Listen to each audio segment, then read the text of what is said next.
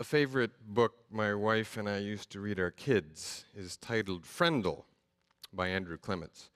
Some of you may know the book. It's a priceless story about a 5th grade boy who's inspired to get his own word in the dictionary. You see, his teacher had just explained the social process of how words gradually get incorporated and accepted into language. And he decides that Frendel will become a word for pen. His quest begins one day at a convenience store when he asks the cashier for a Frendel. Seeing her confused face, he points, "I'd like that Frendel there behind you." Well, his classmates take up this quest and incorporate Frendel into their language. And many, many years later, the little boy's dream becomes a reality, and Frendel gets added to the dictionary. So I'd like your help with my own quest.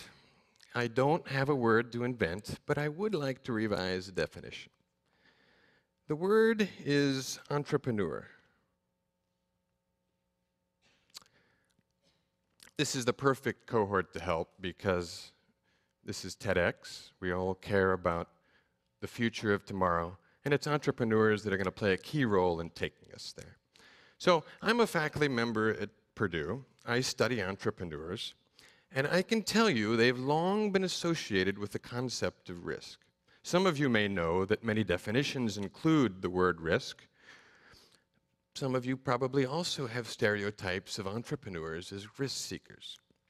I've heard policymakers and even university presidents advocate that we need more entrepreneurs, we need more risk takers.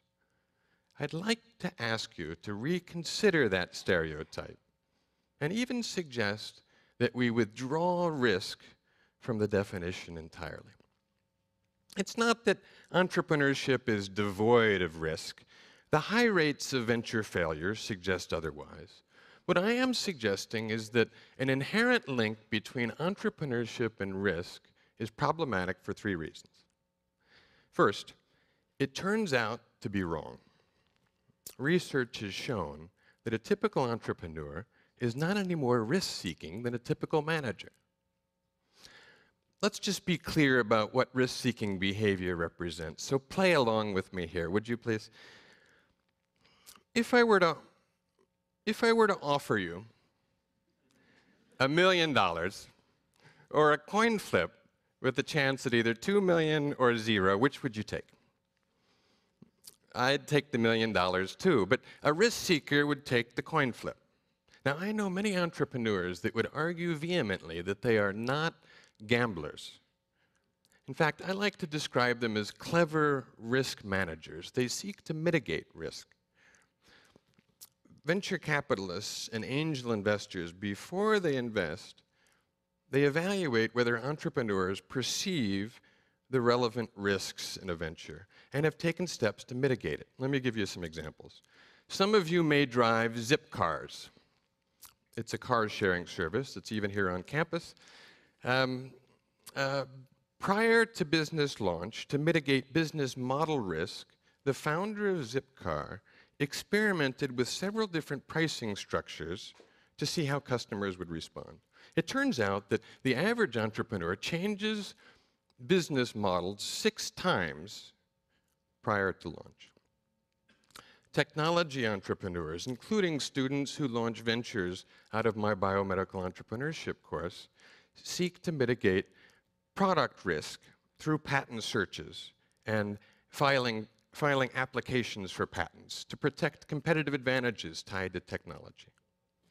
Many other entrepreneurs manage management team risk by hiring key employees or building potent advisory boards. So entrepreneurs don't seek out risk, they don't prefer it, they try to manage it through thoughtful experiments and leveraging resources. A second reason why linking entrepreneurship and risk may be problematic is that it implies that there's something at risk if the venture fails, and that's not necessarily the case. perhaps an individual may lose his financial resources. In fact, many people rack up thousands and thousands of credit card debt or have second mortgages, but many others get financial investors to shoulder the majority of the burden. It might be argued that an individual's time is at risk if an opportunity with a job is foregone.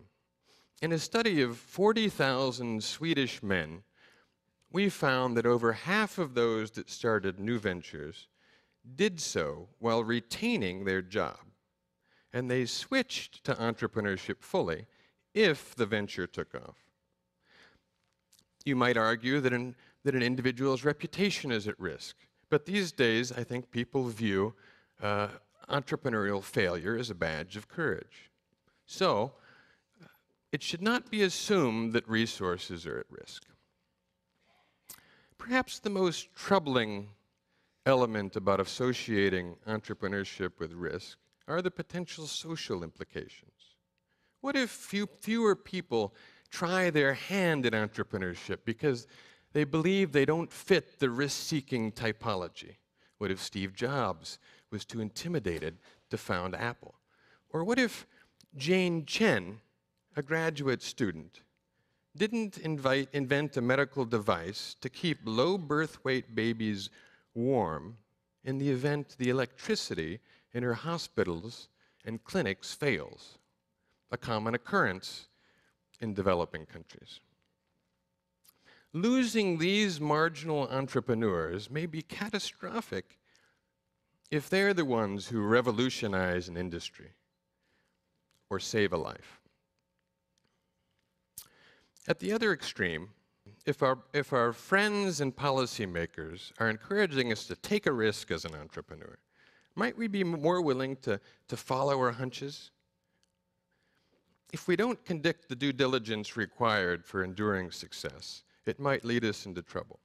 I heard a funny story recently about a therapist who was convinced that a hot dog stand outside his office was what his clients wanted. It turns out that wrong hunches tend to be the norm. In a Purdue study of 4,000 entrepreneurs, 95% felt that their business would succeed, even though over half end up failing. It seems that they're systematically overestimating their likelihood of success. They're overly optimistic. In my opinion, a key purpose of entrepreneurship education should be to temper cognitive biases like over-optimism through rigorous analysis that's objective and that weeds out the weak ideas and inspires revisions creatively with their concepts. So, I'd like to purge the myth that entrepreneurs are risk seekers, because I believe entrepreneurs manage risk really well, because entrepreneurship is not inherently risky, and that this misperception may inspire people to act with overly risky behavior, or it may discourage important inventions. So here's my proposed redefinition. I offer it with the utmost respect for entrepreneurs because, after all, it's they who are going to take us into this future that has so much potential. So thank you, and I hope you help me spread the word.